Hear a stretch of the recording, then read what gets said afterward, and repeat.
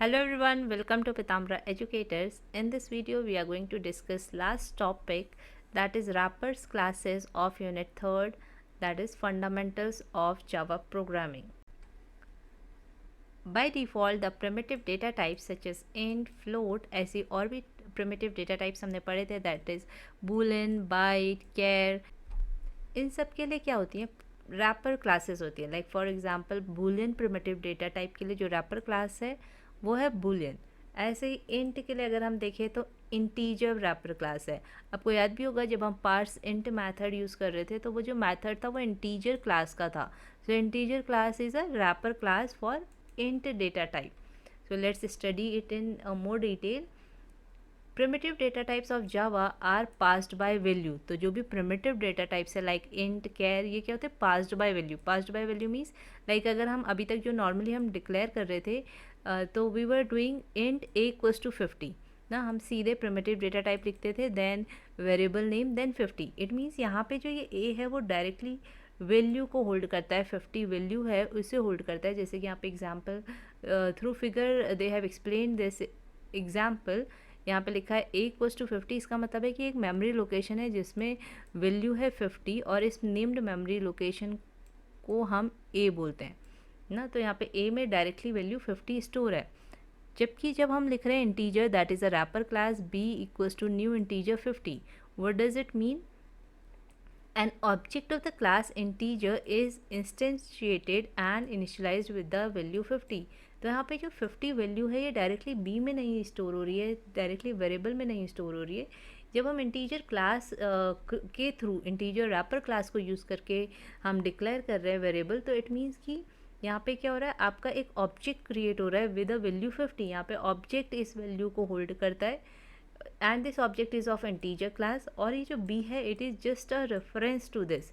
ये क्या कर रहा है, ये बी इसको पॉइंट कर रहा है, इस मेमोरी लोकेशन को पॉइंट कर रहा है जिसमें कि आपकी 50 वैल्यू स्टोर है. So this holds the memory location of this object. So it is just b is just a reference to this. Sometimes you may need to pass the primitive data types by reference. That is when you can use wrapper classes provided by the Java. तो जब हमें data types जो हैं bye references pass करने, then we use wrapper class. So ऐसा question आ सकता है like what is the difference between wrapper class and primitive data types. तो प्रिमिटिव डेटा टाइप के केस में क्या होता है, पास्ड बाय वैल्यू. जबकि रैपर क्लास के केस में क्या होता है, primitive data types are passed by reference.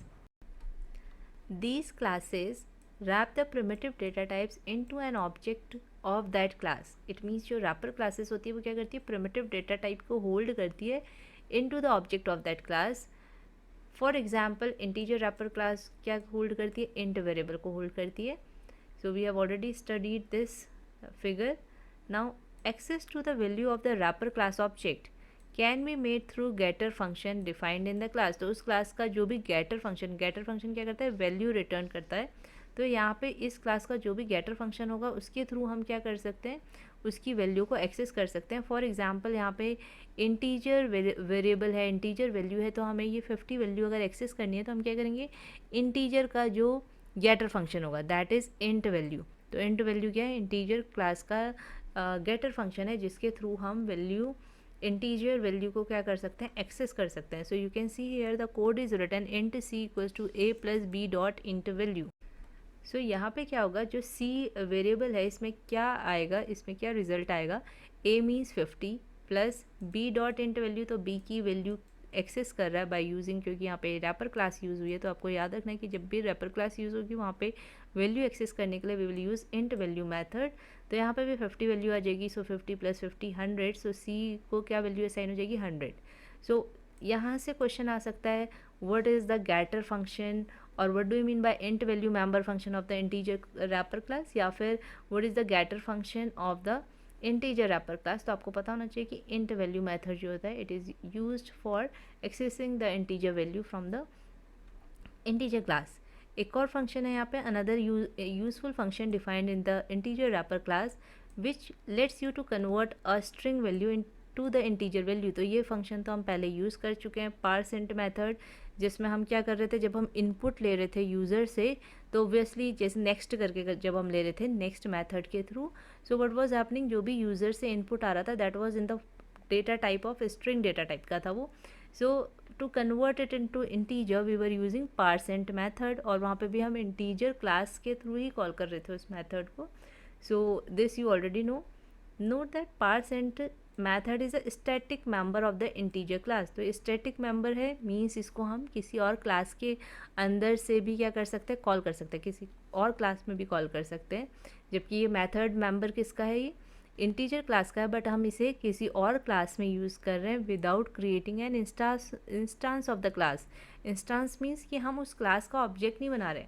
अब देखो ना, हम सीधे लिख रहे हैं इंटीजर डॉट पार्स इंट, हमने यहाँ पे integer b equals to new integer फिर बी डॉट पार्स इंट नहीं लिख रहे हैं, हम directly integer dot parse int लिख सकते हैं because it is a static member. Similar to the parseInt, the toString method allows the conversion from integer value to string. तो अगर हमें स्ट्रिंग को इंटीजर में करना है तो वी यूज़ parseInt। तो यहाँ से ऐसे क्वेश्चन आ सकता है like which method is used for converting string to integer value, तो आंसर होगा आपका parseInt। और अगर इंटीजर को स्ट्रिंग में कन्वर्ट करना होगा then you will use toString method. So integer dot to string 3 4 5 6। अब ये 3 4 5 6 किस टाइप का हो गया, स्ट्रिंग टाइप का। So all the 8 primitive data type, जितने भी 8 प्रिमिटिव डेटा टाइप्स है सबके लिए रैपर क्लास है।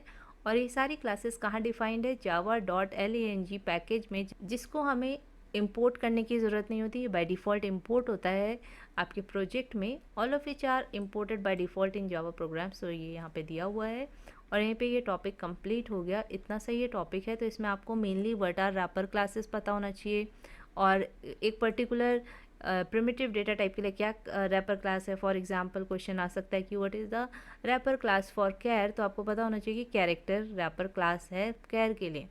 Then what do you mean by to string method, what do you mean by parse int method, what do you mean by int value method, या फिर name few methods of integer wrapper class. तो यहाँ पे आपको इस topic में आपको integer wrapper class के ही मेथड दिए हुए हैं, तो आपको पता होने चाहिए क्योंकि ये क्वेश्चन आ सकता है एग्ज़ाम में।